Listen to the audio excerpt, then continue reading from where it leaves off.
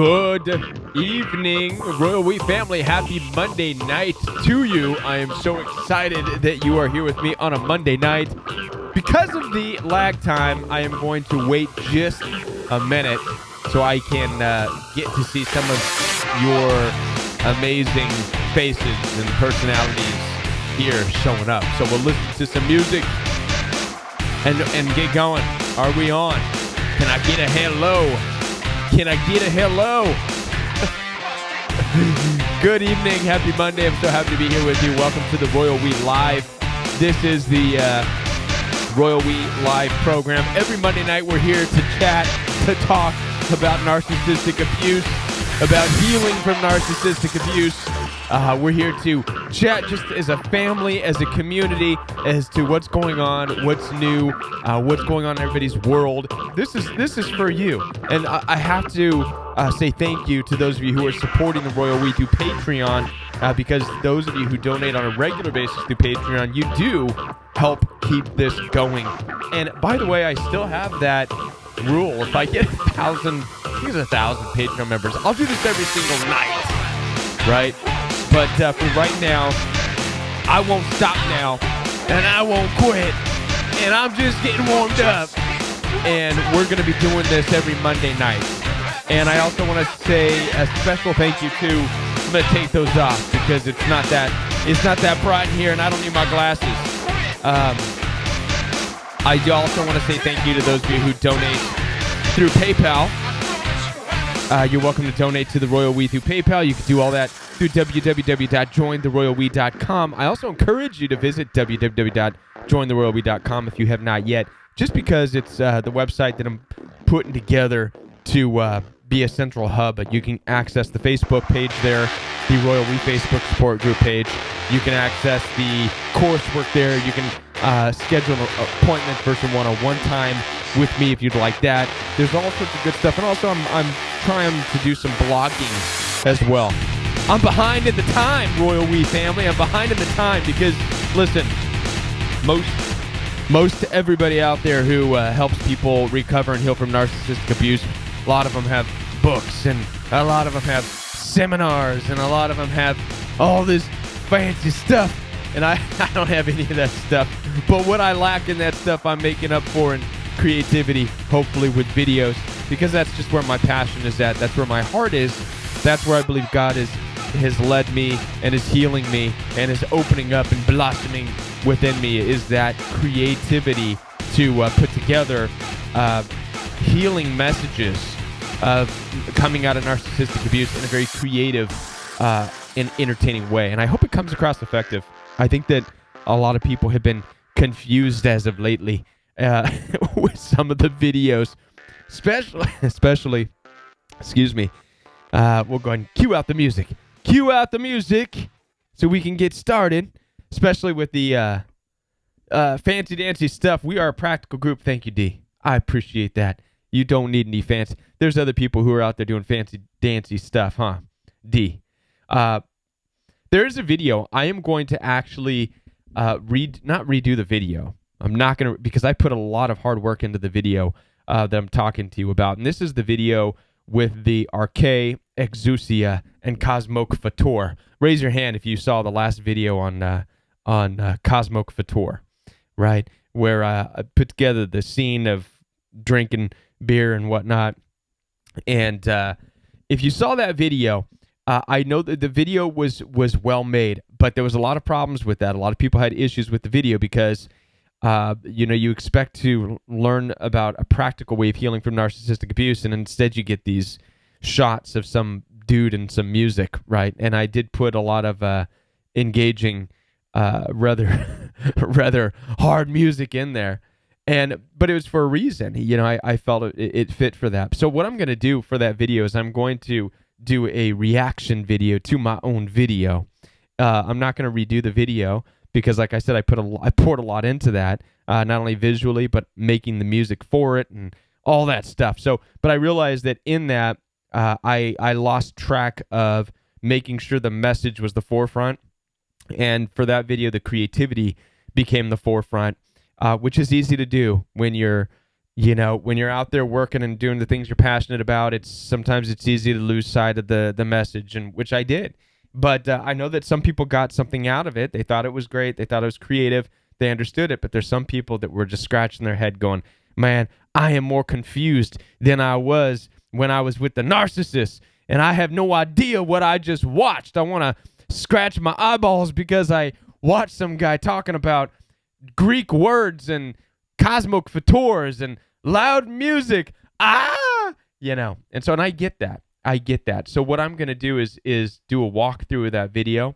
I am going to do a reaction to my own video. I want to break down arche, exousia, and cosmic fator in a way that makes sense to you all, because I believe that it's important. I don't listen. Hi, beautiful hummingbird. How are you? Hello. And hello, Tanya. Tanya, I haven't seen you lately in the Facebook support group. I've been hoping that you were okay. The topic tonight, beautiful hummingbird, topic tonight is going to be what would Jesus say? If you haven't had an opportunity to watch the video that I uploaded on the organic channel, we're going to be diving into that. All right. Still can't spell that one term, cosmic fator. It's a tough one. So at any rate, what I wanted to share was that, what did I want to share? Hope you all are safe and aren't getting sick, and you're keeping on the watch out for that, for coronavirus. You don't want to mess with that one, huh? Topic tonight, Jamie Nash, is going to be, what would Jesus say? That's exactly what we're doing. And the reason I'm talking about this is a lot of us who are coming out of narcissistic abuse, not everybody, but a lot of us have a background of being raised in some sort of faith-based, understandings, right? I think it's safe to say that if especially if you were born in America and the US of A, then you have heard of Christianity, right? I no longer think we live in the days in which, when I was growing up and I was young and I was in church, they're like, oh man, you got to preach because God is going to come back, but not until every soul hears. And we were under this idea that there's people out there who have not yet heard the gospel. There's people who have not heard the good news, right? I think we're way past that. I think every living being has heard the good news. It's in your face. I think that we're in a day and age now where people reject the good news, and that's different than not hearing it. And the problem is we take it as those people just don't get it. They haven't been loved enough. They have not seen I was told in church when I was dealing with narcissists, Kevin, you might be the only love that they see. You've got to give them that love. And I look at that now and I want to smack those pastors, and I want to say, you are phooey hooey. You're full of nonsense, man. That's not even biblical. You're the only love they may see. You're the only gospel of truth they may get to know. Wrong. And narcissists, people, especially in the US of A and all around the world, they know, man. They know kindness. They know the truth. They've heard the gospel. Like I said, we're at a day and age now where people just reject it. They either accept it or they reject it. Narcissistically abusive people, even those who call themselves Christians but sit there and cuss people out, sleep around with people in the congregation, all this and that, they've rejected the truth. They've rejected the gospel. They even pretend to be Christians and go to church, but they've still rejected it in their heart. This is what we see the Bible even saying is going to happen, right? The Bible says there's going to be people. They're going to sneak in the church, have nothing to do with them because they have rejected the truth of the gospel, and they're doing whatever they want to do. That's what we're going to talk about this in this video. All right? Pastors suffer from it too. Absolutely. Narcissists can't and never will change. No, they won't. They won't. And I think we're waking up to this, and I think this is why it's important that we talk a lot about this topic, because we especially as believers need to understand that, or people who've come from a faith-based background, that a lot of the stuff of modern Christianity and modern faith has been just real twisted, and it's been attached. There's been a lot of lies attached to it. Things like always be involved with your parents and your family, always celebrate the Christmases, always celebrate the Easters, and this and that. A lot of it has been geared towards keeping you stuck in possibly toxic situations that have kept you from growing and kept you from becoming who you're called to be, who you're supposed to be, finding your purpose in life, finding your peace in life, right? And how many of you would raise your hands and say that you believe? If you believe there is a God, then you believe that peace, that God wants you to be at peace. Raise your hand if you believe that God would want you to be at peace, right? And I believe that too, right? So why is it then that we allow church leaders and other churches and people to say, well, continue loving these abusive people when there's no peace in that dynamic? There's no peace in the relationship. It kind of makes you want to shake them and say, listen, we all know that we want to be at peace, but you're telling me to be in the situation where there's no peace. I don't get it. And so we have to really watch that. And so at any rate, I know I'm jumping from thing to thing here, but that's what you can look forward on the next one of the next Rowie videos is a reaction video to the Arche, Exousia, and Cosmok Vitor. I'm going to do a walkthrough on that. I'm going to do a reaction video to that so that I can lay down more of a foundation for people as to what it was I was talking about, the exact definition of Arche, Exousia, and Cosmok Vitor. What I like about those videos and what I like about the terminology, the Greek words used in the ancient text of the Bible, is that these words, right, this is taken from a scripture that we all know. We do not, and the scripture is this, we do not wrestle against flesh and blood, but against powers and principalities and rulers in high places. Excuse me. And how many of us have hyper-spiritualized that, right? To the point of going, no, we don't battle against narcissists. Our real enemy is not narcissistic people. Our real enemies aren't people who are out there trying to hurt us. Those aren't enemies. No. What we're really at war with is powers and principalities and thingamajingies that we can't see floating around in the atmospheres, right? And I believed that for a long time too. And that was the real rude awakening in dealing with narcissists, is that, man, that really brought it home. Okay, these aren't thingamajiggers and weird winged things floating in the atmosphere. These narcissists are people, and these people hate me. They're bitter. They're angry. They want to fight. They could potentially really hurt me physically, emotionally, and mentally. And so when I started to think about that, I'm like, well, okay, the Bible can't really be saying that we're not going to have fights with flesh, because that goes against everything that we see on this earth. There'd be no wars if that were true. So it really caused me to take a good look at the words that were used in Greek, which it's not powers and principalities and rulers in high places. What is a principality anyways, right? So when I looked at the Greek words, that's what I found. The word arche, the word exousia, and the word Cosmok Vitor. And when I looked at the definition, man, my mind was just blown at what I saw. Yes, part of the definition for those is a power, but it makes sense when you read the whole definition. It's not some unseen power. It's the power of an authorization that has been granted to you, like a judicial authorization. In talking about exousia, right? It's a judicial authorization. You've been given authority. It's a delegation. In other ways, it was said in the definition. And so suddenly I'm looking at these definitions going, oh my gosh. What it's saying that we struggle with are everyday things that we really struggle with. It's not these winged creatures. It's not this hyper-spiritualized thing. The Bible's indicating that we struggle with these real everyday things that are physical in our lives. So I need to walk through that better. Yes, there is stuff we can't see with our eyeballs. I recorded their voices on a recorder in the house I grew up in.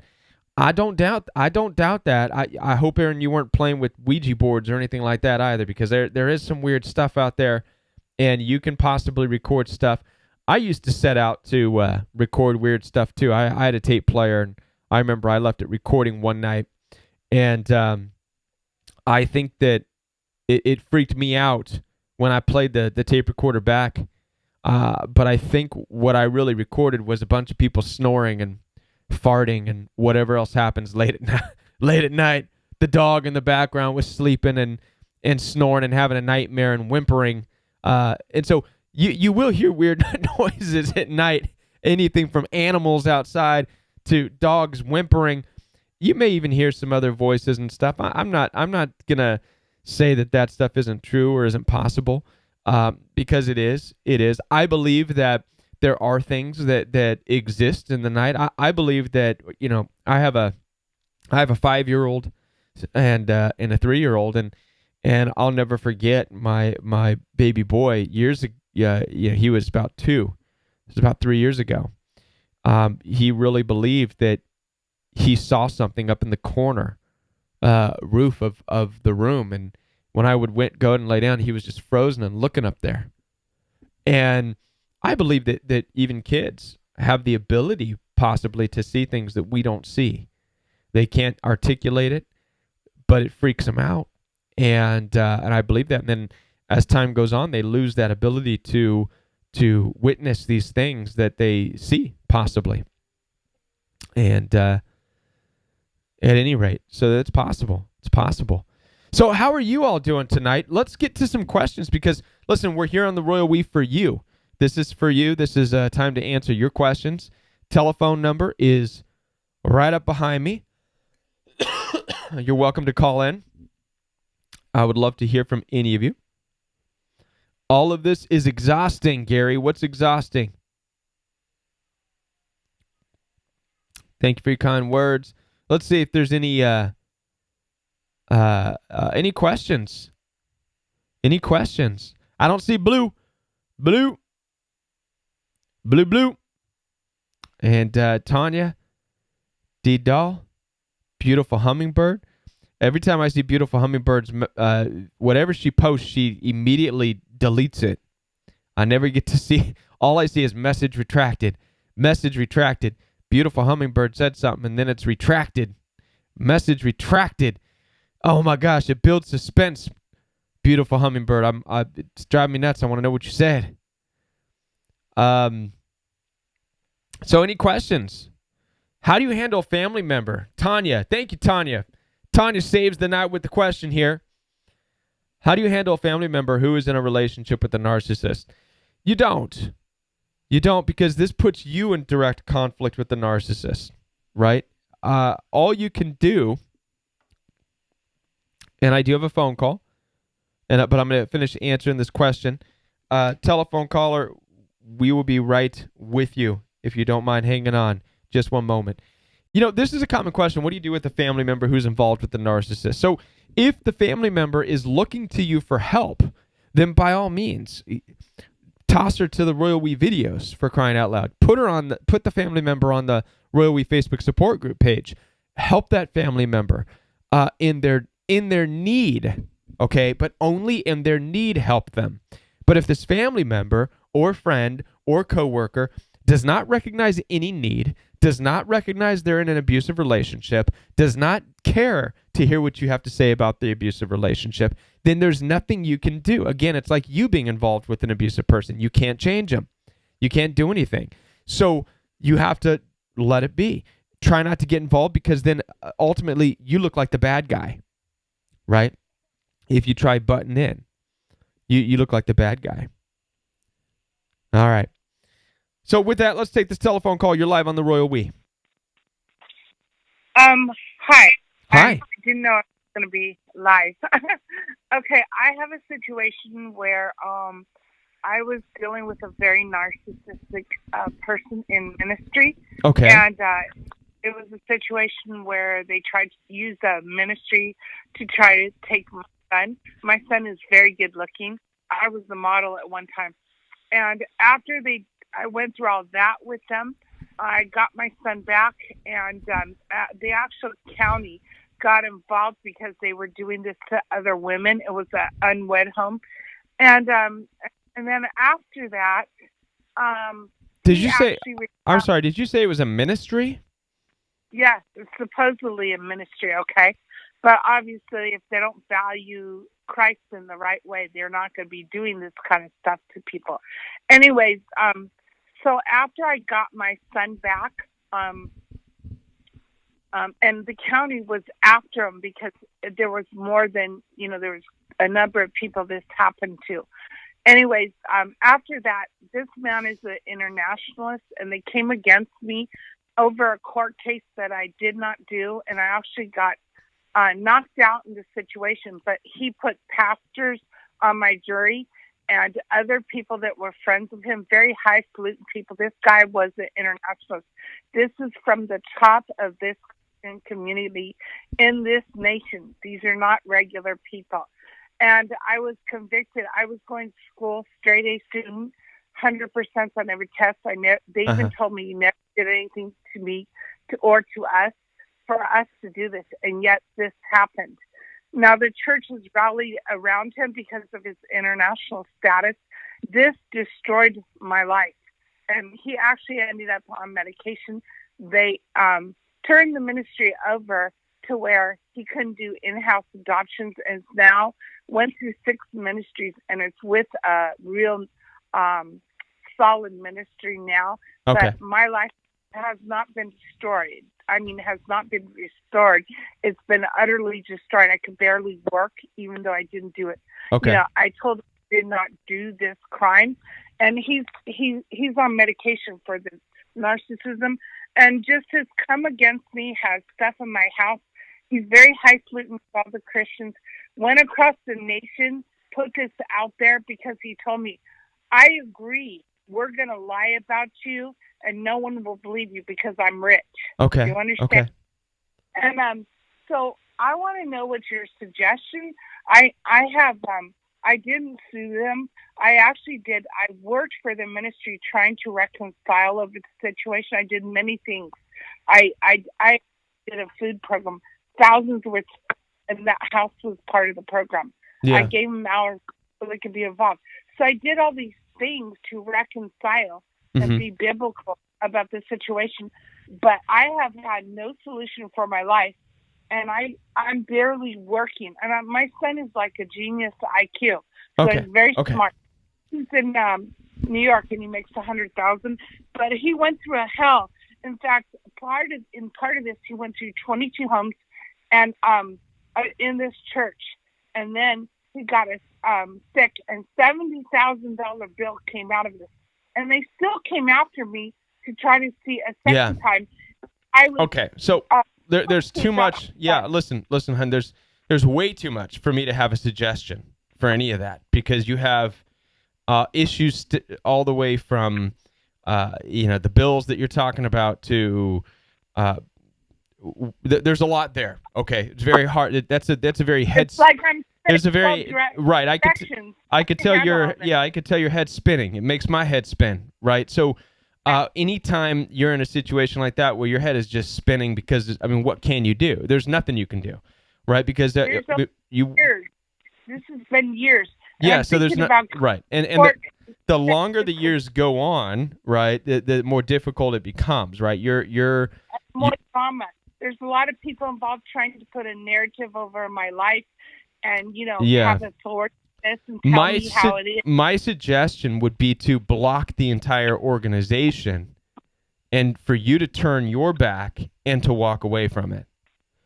And that's just the suggestion with anybody dealing with any type of narcissistic abuse. It doesn't matter if you're up against a international ministry or whatever it is you're talking about, or if you're up against a family or even your family. It doesn't matter. The idea with dealing with narcissists is to turn your back and walk away and to move on with your life and to go right. And you don't turn back around for restitution. You don't turn back around to get your bills paid. You don't turn back around for an apology. You don't turn back around, period. Because every time you do, you're just walking into a situation. That's right. That's right. I get it. And so you've got to stop. You've got to, the part of you that says go back and get what's yours, that's the devil, and that's a lie. And that's what's going to keep you from moving on in your life and ever finding peace, right? And the only people that are going to be laughing are the ones, because it's just, you can't. This is one of those things where I get the pain, I get the frustration. We all would love nothing more but to get something in return from the narcissist. But in order to do that, you would have to first say something and to yourself. And this is the most difficult part that we all have with narcissists, and that is we would have to be able to admit, man, what a desperate place of neediness I must have been in to have such a desperate need from other people outside of myself like that. That I've given them so much power over my life that I have to go back to them with anger and spite to try to take something from them that I feel they took from me, right? And this is a wake-up call for all of us, right? Because the truth is they didn't. They didn't. You know, those people took nothing from you that you did not give them. And I know this is you're probably not there yet, but eventually you will see it this way. Narcissists take nothing from you that you did not in a way give them. And now a lot of people will say, now wait a minute, I didn't give them the right to hit me. I didn't give them the right to speak over me all their cruel things. But I would argue and say, well, now wait a minute. You knowing that they have the potential to hit people, walked right up to them and kept trying to talk to them. You know what I mean? If you know that there's a shark-infested waters, are you going to cut your foot and dangle it in the water and then get mad at the shark when it comes and bites your leg off? You know, it's kind of that situation. Something happens to our own ability to use wisdom and discernment when we're involved with narcissists. We fall into that, well, I want to trust that there's good in everybody, and I want to see it in these people. And one of the Royal We's initiatives is to let people know, no, forget trust, right? Throw trust out the window. We don't live in a day and age anymore where you can really put any bank on trusting other people. Not your parents, not your friends, no one, right? We're going to have to start to wad up that word trust and throw it out the window. And I'm going to talk more about that when we hang up, all right? One other thing, you have to learn to rise and fall to God, but and also this went into a court case, and he actually dominated that, so that I completely lost my lifeness, and he has nothing to do with that. Right. Yeah. And he also told me, you never did anything to us, but we're going to lie. If we could have done something worse to you, we would have. Sure. And right. Yeah. And so your only responsibility is to believe them. Believe them. Narcissists will tell you who they are and what they do. Right. Mm-hmm. And believe it. Stop trying to think that they're bluffing, because they're not. Oh, I don't think that. And I did walk away from them, but they're still in my life, and I have not been able to get away from. And the court thing, I didn't. They knew I took a lie detector test. Yeah. So they knew I didn't do these things, but I am having a hard time being employed because of this situation. You shouldn't be. You shouldn't be. Why? Yeah. Why? Because I got a record for something I didn't. I did not do this. I was in the store. Well, it's okay. It's okay. You don't have to go into detail. But here's the thing. Listen, it depends on where you're trying to get a job. Okay? It depends on where there are jobs out there for you, honey. I know it seems daunting. No one's going to hire me because I did X, Y, and Z. It doesn't matter. Okay, because I can do. Excuse me. Yeah. I was in college. I was straight A's, 100% on tests. Right. I am not gonna. And I'm a Christian. Right. I'm not gonna waste my time doing something stupid. I also had a genius IQ behind me. Everything I do falls onto what he is able to do after me. It's like a lot of men. They want to Bible thump women, but if you're not in sin, then the woman's going to be in sin. There's a right. link there. One family member does, the other follows, and the devil exploits it over their life. Yeah. So I wouldn't, I'm a Christian as well. Sure. I trust God. I was in there. I bought $125. Well, my friend bought $125 worth of merchandise. Never went in that store to steal a thing, let alone I got knocked out in the store. Can you imagine the lawsuit? And this was why part of the reason he was allowed to do. And it went from the one situation to the other. And I'm not trying to say that you can have a simple, solution for this. But I just, Well, no, because I'm trying to tell you there's no simple solution. That's what I'm trying to tell you. So I'm in agreement with you. There is no simple solution, right? So there's not. It's a painful, no matter what. It's painful and it's discomfort, but it's only painful and it's only as uncomfortable as your ability to start over, right? And this is why I made these videos on Arche and Exousia and Cosmic Fator, right? And so this is what these videos are about. You're at a place now of starting completely over. Okay, this is Arche. You're at a new beginning. And it looks like you have it's not that you have a bad record, it's that you basically have nothing. So it's a new beginning. Okay? And know the things of your past don't have to follow you around. They don't. Okay? And so not only that, but then you also have the delegation of authority, which is exousia. This is the delegated words that were spoken over you. So you have to break these as well. And then also you have the Cosmic Fator. This is the distraction in your life. The distraction in your life that's working right now is this constant urge to go back into the situation and to get restitution or whatnot. So there's no simple solution to it, but I can give you a starting point. The starting point is to continue what you're doing by just staying away from this people. Cut all the ties that lead to these people. All of them. No, I did that years ago.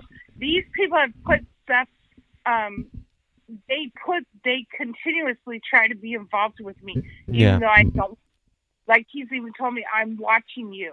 Because, do you understand what's involved with this? Because this is the abortion issue, and this is supposedly their solution, Christian communities, to this issue, and they fell. Do you understand? They didn't have the value of Christ right, or they never would have done something like this. Anyways, I thank you for talking to me, though. God bless you, okay? Yeah, thank you. Appreciate it. Bye. Bye. All right. Yeah, so interesting. There's a lot of, there are no easy solutions when it comes to dealing with toxic narcissists and getting out of the situations. There's none whatsoever. It could be very difficult. Now, I wanted to get back onto the topic, though. The trust. Well, there's a couple of questions here, actually, I wanted to ask before we get to the trust. One, and I believe this was Beautiful Hummingbird, asked this: what do you believe about the change spectrum, such as Sam Vaknin? So who asked that question? What do you think of the change Sam Vaknin? Where is that question? Is it here somewhere? Is it here? Somebody asked that. Doggone it. Where did it go? Beautiful Hummingbird, was it you? And did you message retracted again? For crying out loud. Beautiful Hummingbird, you ask great questions and then you take them back? Let me see if I can find it. Sam Vaknin hasn't changed on perspective. He's focused on getting his narc supply. Right. Jamie Nash actually answered that already, and I would stand in agreement with her on that. So whoever asked the question, what about the Sam Vaknins? Are they changed? And no, they're not. If Sam Vaknin is a self-proclaimed narcissist, and he still is, he's just, he's what he's doing to help people by understanding narcissism and narcissistic abuse doesn't change his character, right? So maybe he'd be somebody you'd like to sit down and talk with about narcissistic abuse, but would he be somebody who would be a good friend to you and you can be buddy and hang out with or be a romantic partner with?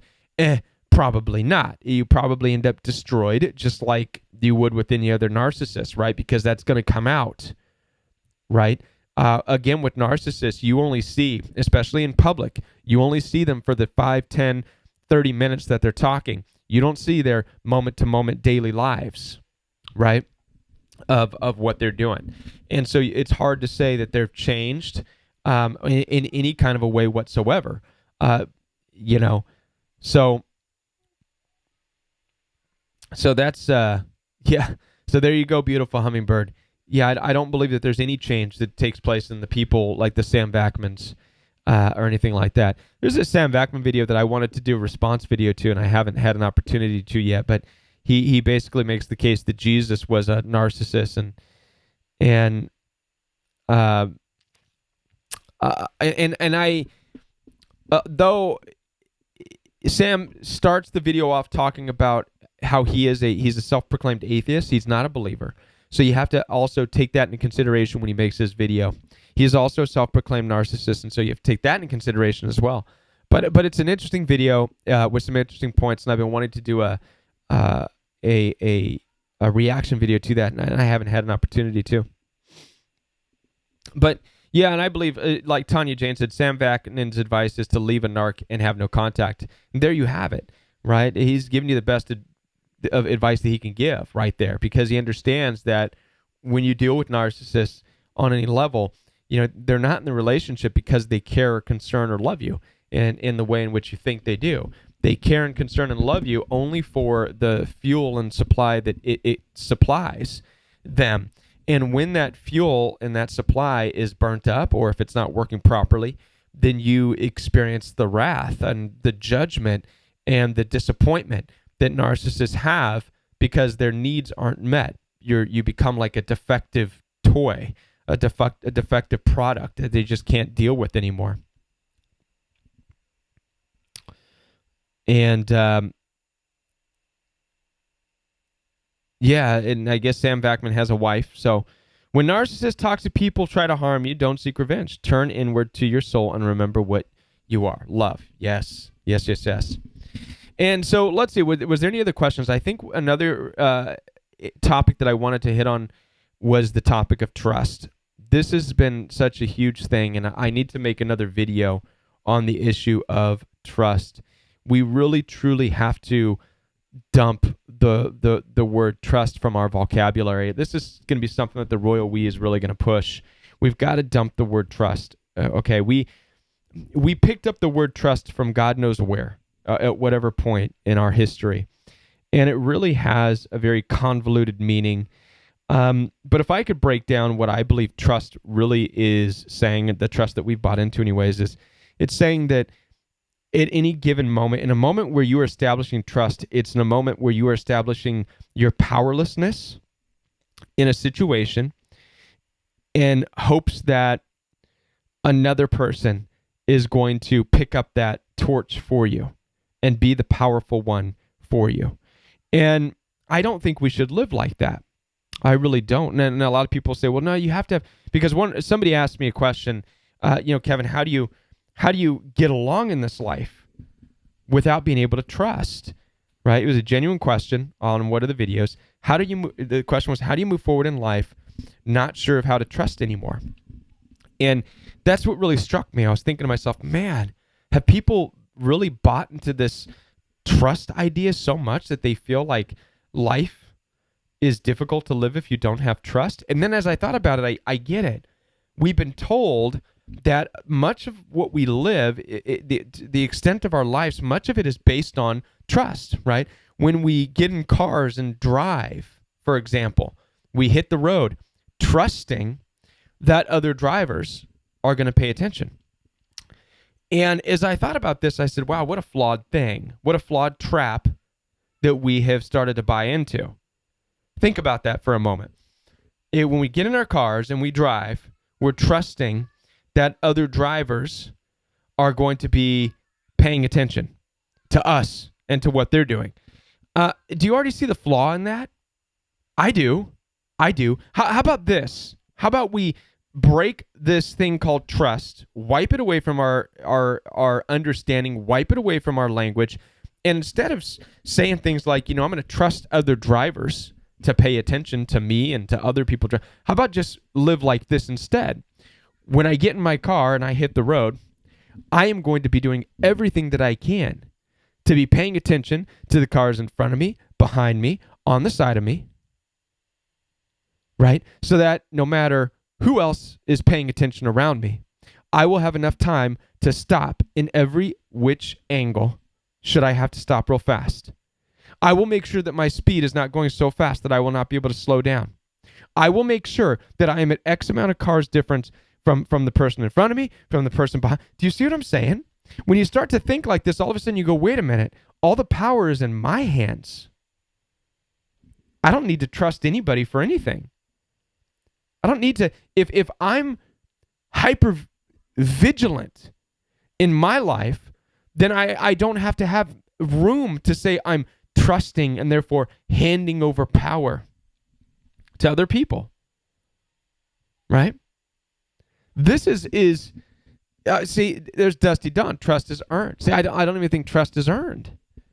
Earned how, Dusty? And I'm not trying to be mean or rude or challenging. I'm just saying, how do you earn trust? Who earns trust? Right? Do parents earn trust from children, and then as the children get older and grow up, and parents divorce, and you know what I mean? And whoop, there you go. All that trust shattered. You know what I mean? That's the problem I have with trust. That is responsibility. Yes, thank you, D. D hit the nail on the head, right? I don't believe that we should live in any way, shape, or form in any kind of base of trust, period. And the Bible indicates nothing about trusting people. Listen, the Bible doesn't say to lend something out and trust that they're going to return it. Yeah, any of you right now reading the script, who read the Bible, why don't you share with me one scripture that you know of where the Bible says, trust thy neighbor, and when you lend something, trust they'll bring it back. No. The Bible says this: if you're going to lend something, give it out, and if they want something else, give them that too. And if you never see it again, right? So what does this do? What's the Bible saying? Is the Bible saying to give away all your stuff? No, but the Bible is saying is this: take responsibility for your stuff. Lend something out that you're okay with lending out and not getting back. It's better to do that than to trust somebody to make the right decision with something that's yours. Again, it's about taking responsibility, right? That's it. That's it. This is how we live our lives. We've got to stop thinking that we have this community system of trust that it just doesn't exist. That's what's getting us into trouble. That's what's getting us into narcissistic abuse. That's what's causing people to beat their chest, pull their hair out, cry their eyes out. It's not fair because I did this and this and this, and they treated me like this and this, and I trusted you. Right? You take trust out of the equation with our relationships with narcissistic abuse. You take trust out of there, there wouldn't be hurt. I think a lot of this, the rip away from narcissistic abuse, a lot of it is ripping that idea of trust right out of our hearts, right out of our souls. And one of our biggest fights coming out of narcissistic abuse is the fight of letting go of that principle, that idea of trust. It's not a biblical principle. We have no idea where it came from. For all we know, trust could have come from the devil. I'm just saying. Think of the things that trust causes people to do. Right? Well, let's go to the club and drink. I'll get drunk. I'll trust that my friends will take care of me if I'm too drunk to drive. I'll trust that my friends will drive me home. Right? Oh, there's a hot person over there. I'm gonna go get their phone number and meet, and we'll get it on. I trust that it's gonna be okay. Right? I mean, I'm not trying to be a Debbie Downer here on you Royal We family, but I'm trying to turn your perspective on this word trust, the idea of trust, the principle of trust. Where did it come from? As I think about trust could have been something that's been nurtured by the devil. Come on, try it. After all, what did the serpent do to Eve in the garden? Huh? He invoked envy in her. Look at this fruit. Don't you want some of this fruit, Eve? Come on. Come on. God knows it's not going to hurt you. Trust me, Eve. Trust me. Right? Now, a lot of us don't want to hear this. We're like, no, man, we can't. How do we get along in life without trust? Man, the ones who are really struggling right now, I challenge you. Do some soul searching, do some digging, do some praying, and see if you can come up with some words of wisdom. Sleep on it tonight. Where did trust come from? Where did you first learn to start to establish trust? Under what circumstances and what situation did you